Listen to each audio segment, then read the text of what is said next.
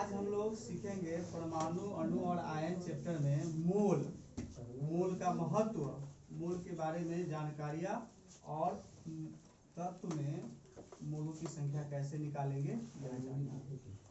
तो यौगिक में भी मोलों की संख्या निकालना हम लोग समझेंगे। तो सबसे पहले ये समझा जाए कि मोल क्या है। देखिए, मोल एगो लैटिन भाषा का शब्द है। किस भाषा का शब्द है? इसका मतलब होता है ढेर या अंबार। जैसे मैथ में आप लोगों ने माध्यमातिका बहुलक को पढ़ा होगा, सिग्मा। सिग्मा एक शब्द है ना, लैटिन भाषा का, जिसका अर्थ होता है कुल योगफल या कुल संग्रह।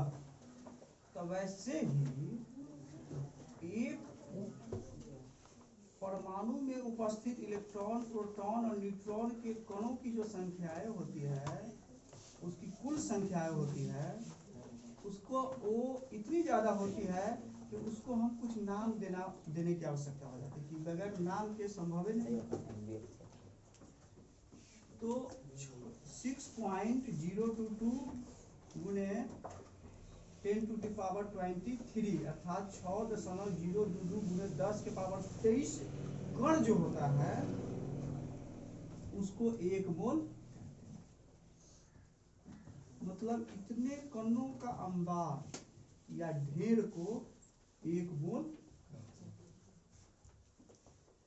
अब इसको एक मोल कहने के पीछे उद्देश्य क्या है कि इतना सारा जो कण है, अगर उसको एकीकृत रूप से, यूनाइटली रूप से अगर एक नाम नहीं देंगे तो उस स्थिति में क्या होगा कि कणों का कोई नामकरण नहीं होगा और सब कुछ न अस्तित्व विहीन हो जाएगा।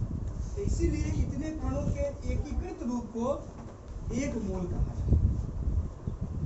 और इतने कणों के ढेर या अंबार को और उनकी कुल संख्या को एवोगाड्रो संख्या भी, अर्थात 6.022 गुने 10⁻23 कणों के समूह को एवोगाड्रो संख्या। एक मोल जो है, एक मोल, उसका जो महत्व है किसी परमाणु में या अणु में, उसको अब हम लोग समझेंगे। तो एक मोल जो होता है उसका द्रव्यमान कहने का मतलब हुआ जिन कणों से मिला है उन कणों का टोटल द्रव्यमान। जैसे हम कहेंगे कि कोई सब्जी हम बनाते हैं तो उस सब्जी का द्रव्यमान क्या हुआ, तो सब्जी में जो जो मटेरियल यूज किए गए हैं उसका द्रव्यमान, आलू का द्रव्यमान, उसमें पानी कितना पड़ा है उसका द्रव्यमान, मसाले कितने पड़े हैं, तेल कितने पड़े हैं, सबका द्रव्यमान मतलब उस सब्जी का द्रव्यमान। तो वैसे ही एक मोल का द्रव्यमान क्या होता है, उसमें 6.022 गुने 10⁻23 कण है, उस कणों का टोटल द्रव्यमान के एक मोल। अब यह जो एक मोल है वह और उसका द्रव्यमान है वह एवोगाड्रो स्थिरांक भी कहलाता है। अब इस पर जो आधारित प्रश्न आता है तो वो ज्यादा महत्वपूर्ण है। जैसे प्रश्न आएंगे कि 65 ग्राम सोडियम में मोलों की संख्या कितनी होगी, ऐसे प्रश्न सवाल। तो अगर आपको मोलों की संख्या निकालने होंगे किसी भी तत्व में, कितना मोल हो, मतलब कि कितने परमाणु अणु कणों का ढेर हो। जैसे हम कहेंगे 3 मोल, तो 3 मोल हम कहें तो इसका अर्थ क्या हो कि 3 गुने इतना 6.022 इंटू 10⁻23 हो गया कि ना। अगर हम 8 मोल कहें तो इसका मतलब हुआ इसके साथ कितना का गुना, क्योंकि 1 मोल इतना कण, तो 8 मोल मतलब 8 गुने इतना कण, यही ना होगा। तो उस मोलों की संख्या अगर निकालना होगा तो उसके लिए क्या करेंगे कि ग्राम में जो परमाणु, देखिए परमाणु द्रव्यमान आप दो चीज में निकालते हैं, एक निकालते हैं ग्राम में, जैसे 65 ग्राम 60 ग्राम, ये परमाणु द्रव्यमान है ना। एक होता है तत्व का परमाणु द्रव्यमान, वो एटॉमिक मास यूनिट AMU में निकलता है, ठीक है। तो आपको क्या करना है, अगर मोलों की संख्या निकालनी है तो वेरी सिंपल, तत्व का जो ग्राम में परमाणु द्रव्यमान प्रश्न में दिए रहेंगे उसमें भाग दे देना है, उस तत्व का परमाणु द्रव्यमान कितना होगा। तो मैंने बोला कि क्वेश्चन बोला कि 65 ग्राम सोडियम में मोलों की संख्या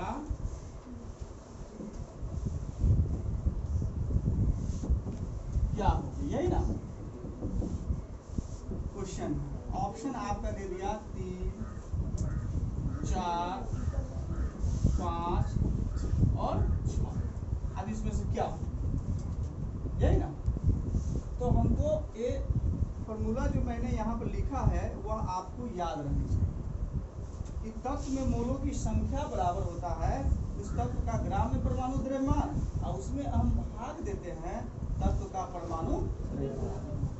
अब इस प्रश्न में तत्व का ग्राम में परमाणु द्रव्यमान दिया हुआ है, कितना है 65 ग्राम दिया हुआ है।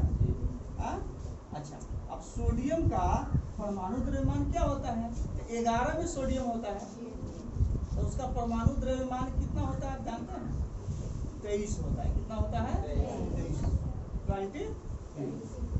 अधिकांशतः तो देखते हैं कि सबका दुगना होता है, लेकिन इसमें यह बात होता है कि हम बताएं ना कि जैसे 11 का दुगना 22 होना चाहिए, लेकिन नहीं, इसका 22.5 से ज्यादा होता है, दशमलव में 5 से ज्यादा होता है, तो उसको एक पूरी संख्या लेके हम 23 मान लेते हैं, और फिर 0.5 से कम होगा तो 21 मान लेंगे, पता है ना। इस बारे में मैंने पूर्व में भी आपसे चर्चा की थी ना।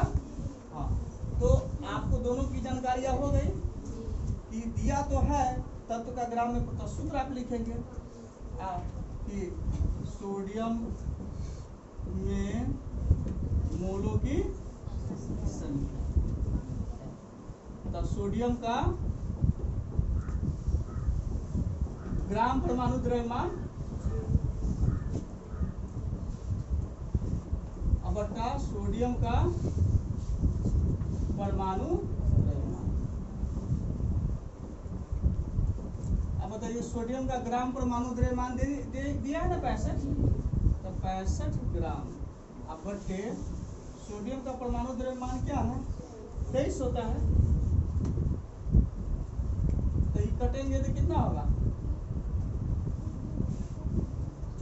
23 बचे 23 तिया कितना होता है 65 होता है ना, 23 ठीक है। तो पूरी संख्या नहीं आ रहा है तो हम ठीक है उसको शेड्यूल बनाने के लिए इसको हम क्या कर लेते हैं 69 कर लेते हैं, ठीक है, ताकि हम कंसर्निंग के लिए ले रहे हैं, तो 69 कर लिए, तो 23 तिया कितना होगा 69, कितना है आपका 3 है ना, पूरी संख्या में है ना।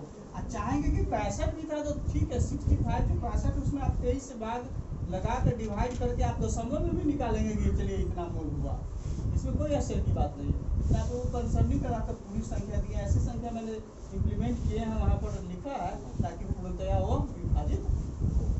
तो आ गया 3 मोल।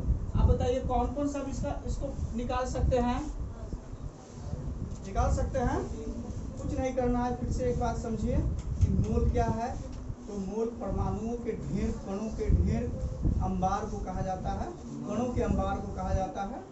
इसके बाद मोल जो है, एक मोल जो होता है 6.022 गुणे 10 के पावर 23 कणों के बराबर होता है, और इतने कणों के ढेर को एक एवोगाड्रो संख्या भी कहा जाता है।